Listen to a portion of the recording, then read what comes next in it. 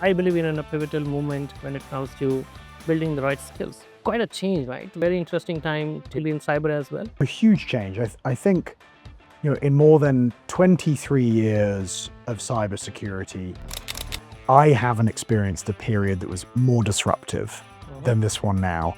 In last, I would say, few quarters or a year or so, the world has changed significantly. Right? Massively. The things are moving so fast. The biggest thing of the moment, of course, is it's AI. Hi everyone, welcome to this podcast. I'm your host Anand Tiwari, partner with Deloitte, and today I'm joined by James Lyne, CEO for SANS Institute. James, it's a pleasure to have you here. Thank you for Thanks having for me. making Great your to be here. time. And how your trip in India has been so far? It's been fantastic. I've had a lot of really interesting discussions with different customers, CISOs, different security organizations, solving interesting problems about AI and quantum. I've also been very well fed. So it's been a good trip. And this is just after lunch? It is just after lunch. So I'm glad that there is coffee. It's going to make the podcast a lot more interesting. Absolutely.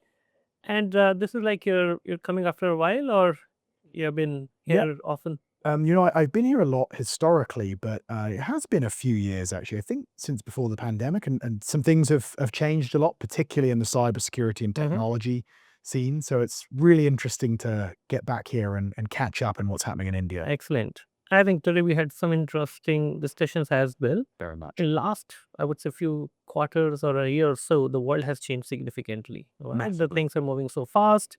And I think the time wherein the resilience, the leadership of the people, right, takes lead in cyber. Yeah. So how are you seeing all of this change? How is science seeing this? Right, I believe in a pivotal moment when it comes to building the right skills. Yeah. Right, building the right capabilities and helping organization become a lot more resilient. So quite a change, right? Very interesting time to be in cyber as well. A huge change. I think, in more than 23 years of cybersecurity, I haven't experienced a period that was more disruptive than this one now. And I think that it's multiple trends all at once. There's, for the average CISO, the pressures of business technology trends like AI, of course. There's the continued evolution of attacker tactics. There's things on the horizon like quantum, which we've talked about forever, but really actually seem to be here now. And it's this simultaneous kind of pressure on all these fronts that I think is really challenging for security leaders. But the biggest thing of the moment, of course, is it's AI, right? How it's going to change cybersecurity jobs, how it's going to change attacker tactics, how it's going to change the risk model. And getting people ready to respond to that, training them with the right skills to be ready is very much the full and front focus of SANS at the moment. I think that's a great segue into this podcast because that's what we're going to talk about. How do we build better resilient organizations? And how does the talent and leadership plays a critical role in this? Yes. And how is science helping and how is Deloitte helping organizations do it? Yeah. Well, I'll give my quick perspective on some of the key priorities there, and perhaps you can share as well, because I know, for this fantastic roundtable this morning, you have a lot of time talking to customers at Deloitte as well, and hearing their challenges. Look, I think the difficulty of the moment is uncertainty. Now, we've had a lot of technology trends over the years that have been hugely disruptive. You'll remember virtualization, the move to the cloud, and these were big things that disrupted how our data centers worked, how cybersecurity teams operated. But they seem quite easy compared to what we're facing now with AI. And, look, there's of course technology and process things that have to evolve. I know we'll talk about those in this podcast. But if I could open with one, remark for leaders from my perspective, bet on people. Ultimately, no matter what you do with this technology, AI is creating as many interesting new problems as it has the potential to solve. It's got benefits to the attackers and to the defenders. So having fantastically skilled people who are creative, who can problem solve, who can architect, that's the real defense for organizations who want to weather the storms of the next few years, because these choppy waters are only just getting started, I think. Okay. So if you have to compare this shift And I think you gave example of, the world of virtualization, Yeah. the cloud came big way and now it has become part of life. Do you think this shift is bigger than what we have seen before? I do think it's bigger than before. And I think for a few reasons. One of them is I actually think this is a technology that, or a set of technologies that has the opportunity to disrupt every corner of society. Mhm. So the thing with cloud and virtualization is it changed how we built our networks, where we hosted our data. It changed how we built some of our application stacks. And it caused quite a lot of changes in cybersecurity. The development of DevSecOps, Mhm. building these practitioners that had to be experts in cloud as well as experts in security. But that pales in comparison to AI, where not only is it changing what attackers can do, it's changing how security defenders can work. It's changing how you and I learn. It's changing how people study. It's changing the world of finance. It's changing everything. And security leaders are stuck in the middle trying to deal with all of that. So I think it's rare to see a technology trend that's so transcendent in its impact. But if I may offer this quick balancing thought, and I'd love to hear what you think. As much as it's a massive change and we must pay attention to it, we must prepare for it. There's a lot of hype out there, and the hype almost worries me more than the technology. There's people saying it's the end of cybersecurity. The bad guys are going to win, or the problem solved. Go home, don't worry about it. Time to change to another job. I could be a chef. I always wanted to be a chef.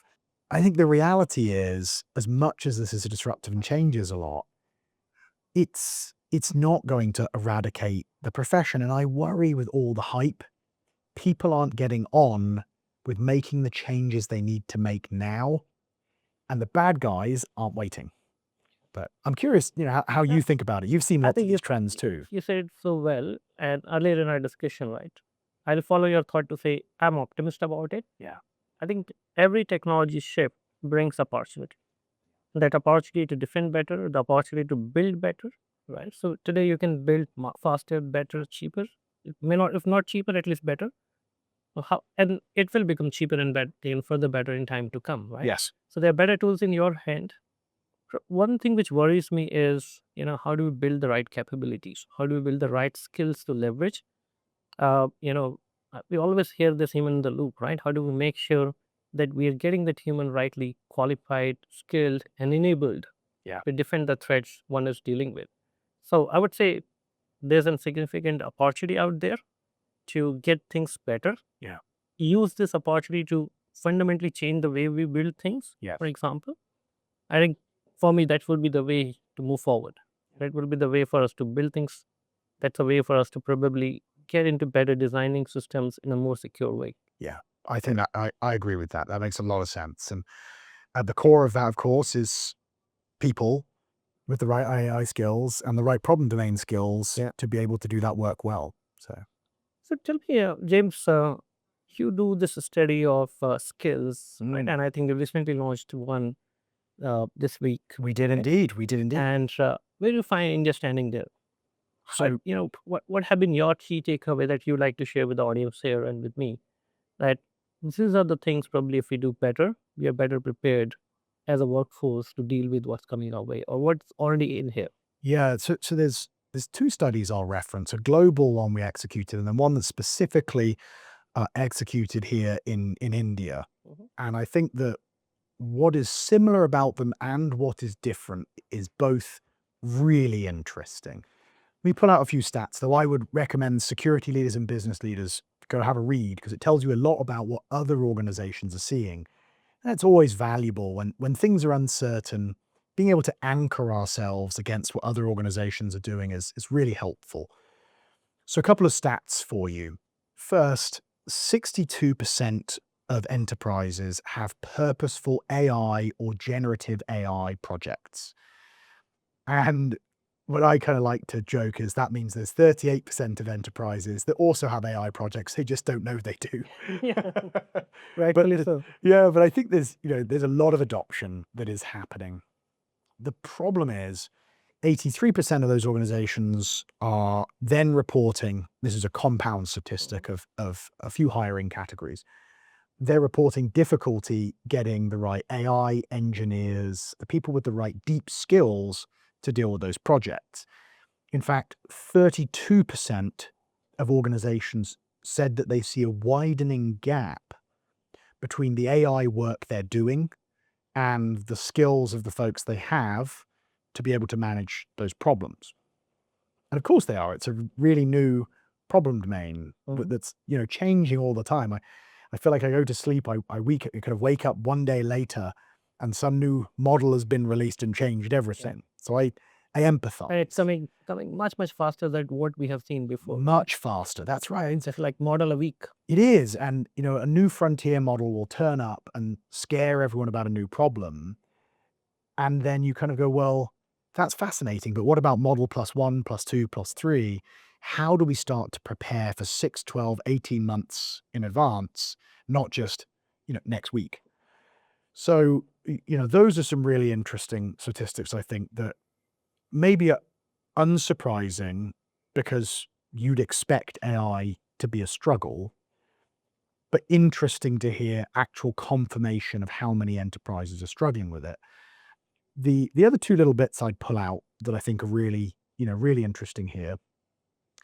India obviously has a massive number of IT professionals and cybersecurity professionals.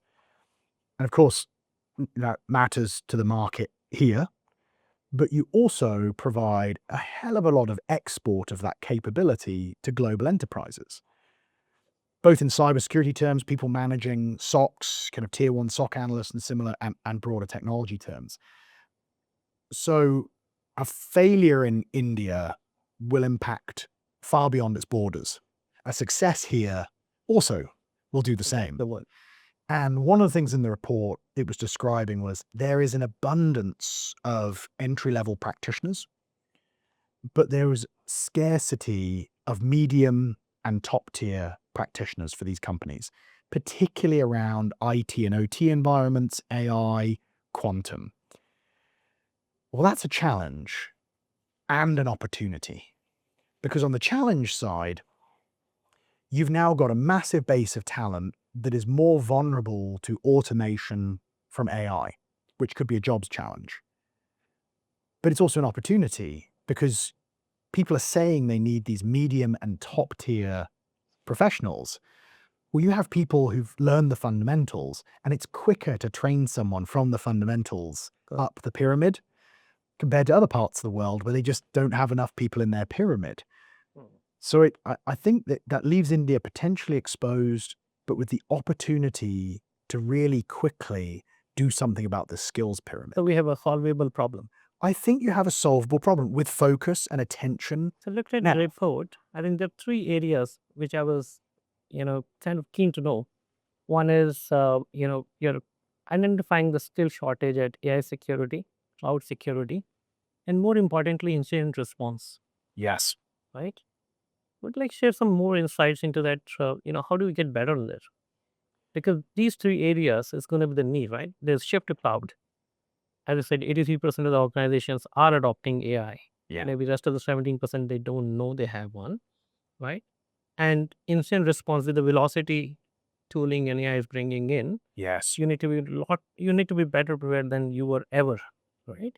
Yes. So in these 3 areas, how are you seeing the shift, and potentially what's your advice to us and an audience that we should focus on? Wonderful question. I love making it actionable for security leaders. So it's interesting to talk about security, even better to have an action plan. Yeah.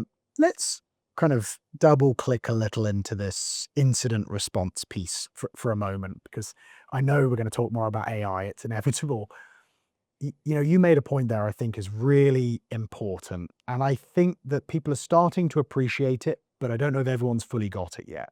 Whether you think AI is incredible or you think it's, burning down trees in fancy autocomplete, in either end of the spectrum, you have to admit that it is having a massive impact on the ability for attackers to scale and go faster.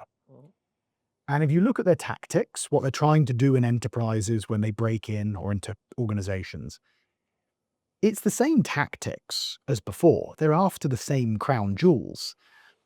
The difference is now that they could do it much, much faster on a much greater scale. It's also not particularly impressive, stealthy hacking.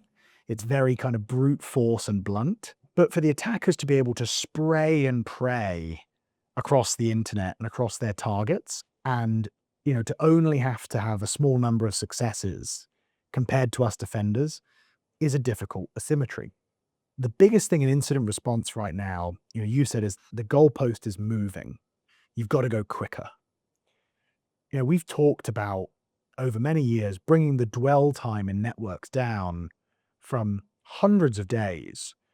And, most recently we're impressed with an average of 16 days, which is amazing. We've done a great job as an industry. But 16 days with an AI, enabled attacker wandering around your environment, that's a long time, like a really long time. So what's that mean for incident response? I think, look, I could list 10 things. I'm going to pick 2 otherwise the podcast is going to be very long. Yeah.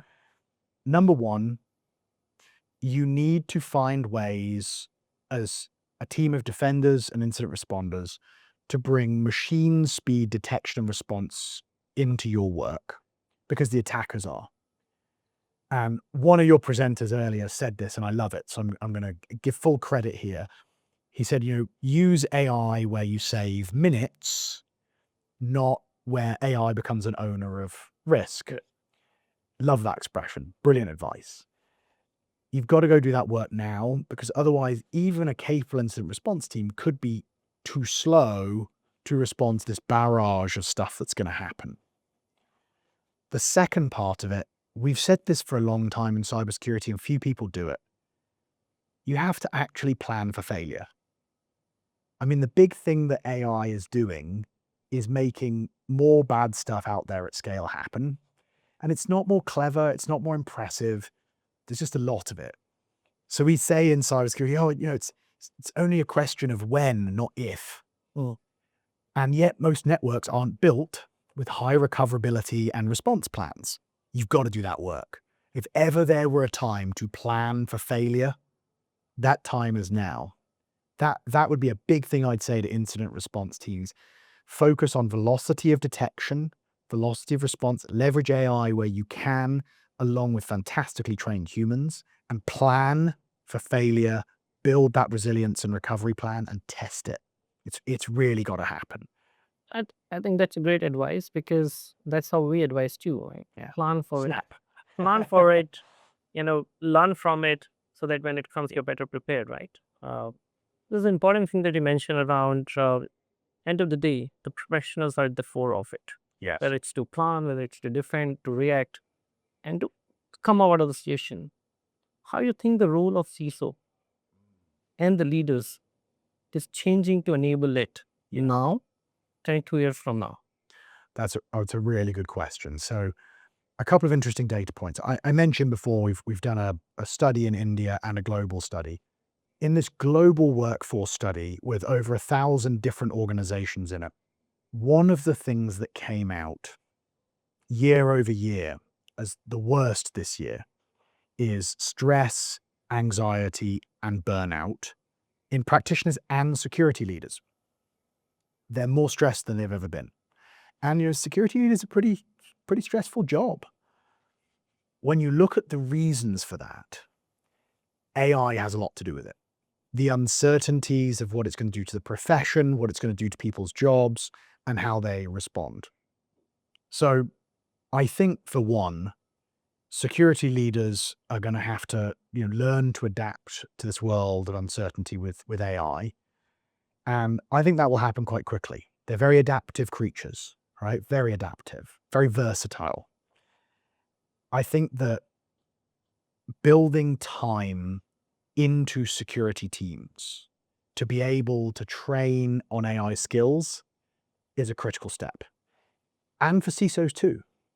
If the rest of the world is going to use AI to supercharge their stack, security leaders ought to be asking the same question of what they could do with it hands-on. And I don't mean going and running a quick couple of chatbot tools. I mean really learning this Playing with stuff. Yeah, take time to sharpen your saw and let your team see you do that so that they're encouraged as well. I think the only other remark I'd make is this. For a long time, security leaders petitioned to get a seat at the table, right? We really wanted this seat at the table. And we finally got it. And I talked to a lot of security leaders who were like, now what? No. Like, oh, I gotta talk to these business leaders about this stuff.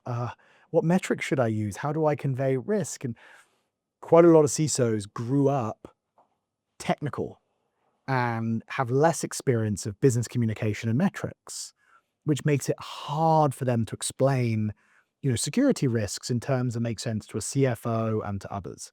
So I know a lot of security leaders are in that challenge point. The world couldn't be more focused on these types of cybersecurity and AI issues right now, so it's only put more pressure on the CISO again. Spending time on your communication skills, making yourself a great explainer is an incredibly valuable pursuit for security leaders. And I'm not saying don't be technical. I mean, I'm a CEO and I'm a massive nerd. I spend lots of time geeking out. But spending time making sure you can communicate effectively, I think the CISOs of the future will do much more of that than they have in the past. I think that'll be an important part of the role. How do you think about the change? I mean, you talk to a lot of security leaders as well. I think what you said is very right. In today's time, proving the value of security has become relatively easy as compared to what it was before, Yes. because it's not just security is talking security. I think the rest of the organization also understand the risks better. Yes. Now with AI in the mix, I think that's something which is helping you better explain the challenges it brings, and how you can go back to the drawing board and rebuild your defenses in a more meaningful way. So that's an opportunity in my view for cybersecurity leaders and people who can help organization transform, because we are at the pivotal moment wherein the organization systems are also getting changed and redesigned and rebuilt in some form and shape. Yeah. With the better today institutions are building more better interactive system, right? And there's a high probability that you're reaching out for a customer support. You're talking to an AI agent, right? And you don't know it till the time you get. So I think the business processes are also evolving. Yeah. And it is the very same time the same technology is being adopted in cyber as well as in business, in applications. It has never happened. Yeah. If you look at it, cloud came, business moved to cloud, and security followed. Yeah. Right? Traditional method didn't work. You tried making them work for a while, and then the new capabilities emerged. This is one such technology which has come, and I would say democratized Yeah. way of doing things, irrespective of the stakeholder you are, whether you're a CFO, CMO, Yeah. PRO, or a CISO, right? So at least there is one language which everyone is talking today, which is this. Yeah. So it's a better opportunity to explain. A great unifier. Yeah. It's a unifier in my view. Yeah. Right? So I don't see this as I see this as an opportunity. Yeah. Or just a challenge. It is a challenge wherein you're not walking or running at the same space, as let's say someone who is against you. So that where it becomes a challenge. But if you adopt it better, faster, right, and that's where probably you have to see how do you deal within the organization to make things happen. Uh, yeah, that's my thought. I think Excellent. it is a love that great perspective. unifier. It's an opportunity to get things together better, right? I agree. I love that perspective. I have to say, I'm a little worried about the short term with AI, where the attackers are adopting this now, and organizations are still trying to figure out policies and process and people and training. Yeah. So I'm a little worried about the short term. But this point on being the great unifier, combined with there are some problems in cybersecurity we've struggled with for 10, 15, 20 years that AI will actually enable us to work on. It doesn't solve all of cybersecurity, but there's value here. So I do think your optimist view there in how it enables you to connect to the board, it unifies the agenda, it can help us with cybersecurity is really positive, but only if we do the work. If we ignore it, it's going to go the other way. If it's a common approach, right? Something new gets, you'll always be worried about the risk it brings. Right. Right. risk will always precede the opportunity as well, right? So I look at the opportunity side as well, while not ignoring the risk, right? We got to deal with it, we got to use it. And good part is that the power to deal with it is equally in hand of both. Yeah. Who gets it used better, faster, Yeah. that's what makes the difference. Yeah. And those organizations makes it. It's my favorite saying at the moment that I really stand by, and it sounds so simple, but it's so true. If everyone's got AI, right? The attackers, the defenders, every business, you name it. If everyone has AI, the edge again is human. Yeah. Creative, architecting, intelligent humans doing real work. And I think that's how this will in the end net out, but it might take a few years. It is. So how do you see the role of CISO changing while I think we spoke about it? The way I look at it, what has changed in the last 12 months, right? The maturity of the models, the capabilities, the wider awareness in the organization, in the talent pool. How you're seeing next 1 year, if you reflect upon what has just gone by? Yeah, that's a great question. And it's hard to predict the space It is. because of all these changes. Look, I think we're going to see more steady improvement in these capabilities.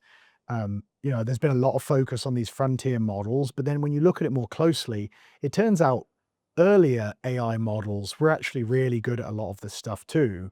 What really happened is we realized that these models had a great new use case in vulnerability discovery. We're probably going to find another 2 or 3 areas where we have the scary reaction of, look what it can do. I think there'll be another couple of those moments over the next 12 months. I also think some of the hype will calm down. I want to be careful with my words here because I don't want people to listen to this and say, oh, he's saying it's all hype. I'm not going to do anything.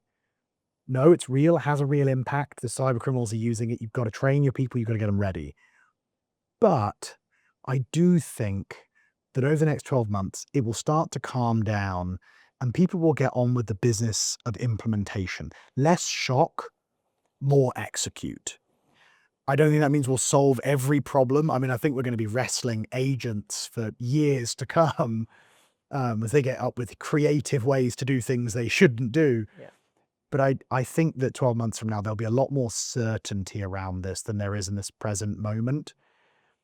I also think a lot of cybersecurity practitioners will be bilingual, AI and cybersecurity. You got to be. And I think that will start to produce new solutions and creative approaches. So I think we'll start to see a steadying, a getting to work, and some innovation on the defense side. And of course, the cyber criminals are going to continue using it. They'll probably do some things that surprise us. But they do that every year, and they did that before AI, and it's really annoying. To tell you one thing, as a CEO of the SANS, SANS certifications are most sought after, right? You help build the skills, which makes a difference, right? We invest. And there's a fundamental shift the way incident response has to be done, the way pen testing has to be done, right? How are you changing Yeah. or better equipping the next lot and the next lot Yeah. which comes out? Great Because question. the expertise matter. Yeah. And as you rightly said, people are going to be bilingual.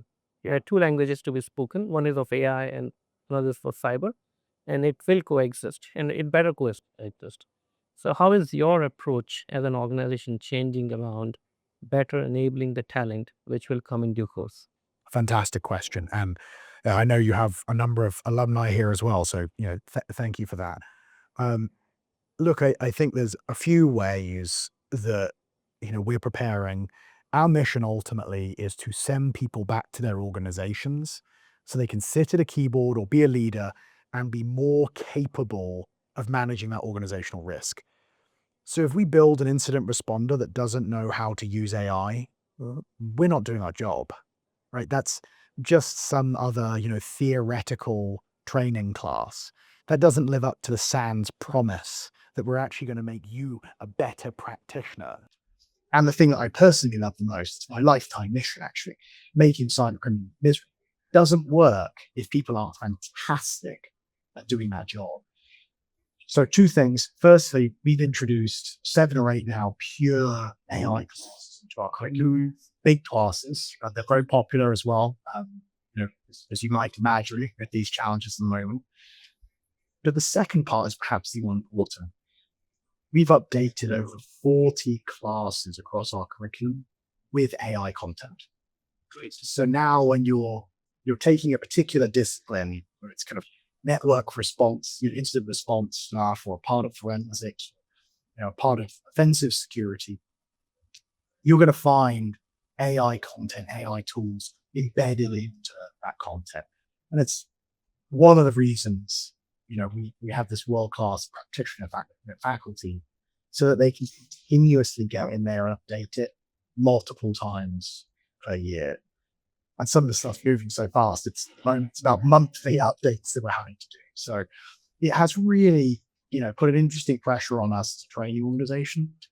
But if we don't do that well, we're training people on outdated knowledge, and that doesn't do anything of value. So. But that means, this is about certification and training. Yes. As organizations, what should they do beyond certification? Your advice as they prepare ourselves or some other way. Great question. So, look, there's a lot of different work packages and kind of work streams that need to come together in a great cybersecurity function. I won't name them all, but I want to pull out a couple of things we talked about in our roundtable earlier. I think are particularly good advice. Tabletop and kind of executive cyber exercises, I think, are really important. And they're different to training on an individual technical discipline or a leadership skill, because they enable a team to work together to learn how they will solve problems when it goes wrong. And you don't want to be figuring that process out when you're in the middle of dealing with actual bad guys, let alone an AI that's going machine speed. So tabletop exercises in greater regularity are something I would really, really recommend. The other piece, I've mentioned this already, but for security leaders who are watching this, making time for your team to get hands-on and learn new technologies and new tools. Yes, taking the training, but spending time playing with AI, building tools together as a team, I think is really important. So many security teams I run into running at 100 to 110% capacity. And when it's that hot, when you're constantly busy. And then you insane that is to edge. You're fine. That's right. I think that's a great perspective. Since earlier today we signed an exclusive, agreement with SANS. And I think very few in the world. It's not many of them. Yeah, to bring SANS capabilities and certification in India, much more. I know you already submitted them, but I think that's very important dimension, because as we better train and then people, that will significantly change the game. Yes. And I'm looking forward at how to make sure that we bring these capabilities to more and more professionals in India with your support. Because I think, as you rightly said, we are important to the world. Yeah. It's very, very important that we build the capabilities and build organizations which can sustain themselves. Agreed. What's your thought on this exclusive relationship that we have built and signed off today? Well, I think the partnership is really exciting. And I know that you have a lot of structured engagement here with organizations and businesses that have significant security teams, that have significant risk profile, and of course are doing work beyond the scope of India as well. They're part of that global ecosystem. And, as part of that structured engagement, when you're advising people how to build their approach to policy or their technology investments or the broader running of the security programs that I know you guys consult on, you're also going to find a need to leave behind people that can run these things, that can drive them. And that's what we do. And so I think this partnership will naturally be incredibly valuable to people here in being able to get that full spectrum from, consulting and advising on these programs through to the right training and development to make sure their people are effective, in the years thereafter. And we have been leveraging this, training program and certification internally in Deloitte. Very, very helpful. Yeah. Thank you for everything that you do. It's great to meet some of your alumni, sir. And I'm looking forward to making this, a lot more bigger, better, and get you reasons to be in India a lot more often. But we'll do another podcast, right? Round two. And do another one. Thank you. Thanks for joining us today. I hope this conversation was useful and the perspective, James, that you provided were incredibly very nice. Thank you so much for your time, and I Pleasure. look forward to hosting you again sometime in future. Looking forward to it. Thanks for having me. Thank you.